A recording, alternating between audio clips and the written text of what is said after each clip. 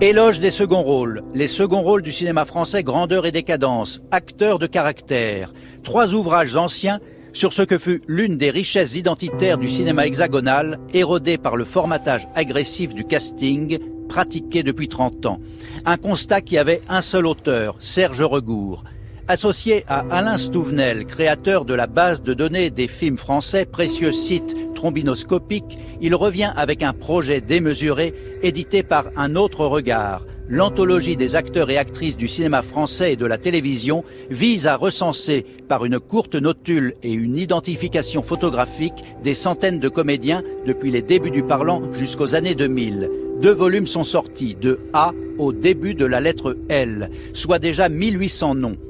L'ordre alphabétique et l'égalité des traitements, que la personnalité soit Gérard Depardieu ou le méconnu Pierre Duncan, abolissent les hiérarchies et illustrent l'un des objectifs de Regour, anoblir les 100 grades que les calculs de rentabilité ont relégués dans le hors-champ. Réfractaire à la notion marchande d'acteur bankable, cet anglicisme immonde, les auteurs ne sont habités que par les considérations artistiques et affectives. Voici l'immense intérêt de ce sacerdoce, remettre le projecteur sur les 3e couteaux et ce que le métier cruel désigne comme des utilités, cantonné parfois à un emploi précis, révélateur d'une époque, la concierge, le majordome, le rond de cuir, la commère, le pilier de bar.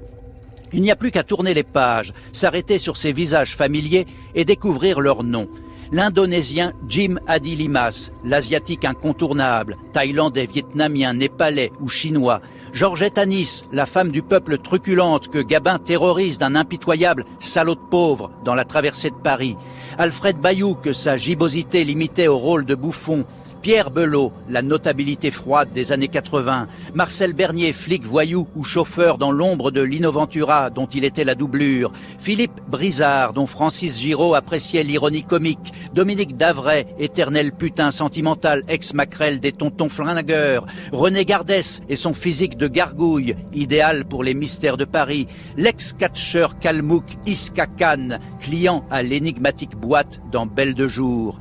À mi-chemin de l'alphabet, ce dictionnaire passionné réclame nos encouragements, car le teigneux Dominique Zardi, sorti de la figuration en harcelant les assistants, nous attend dans le tome ultime.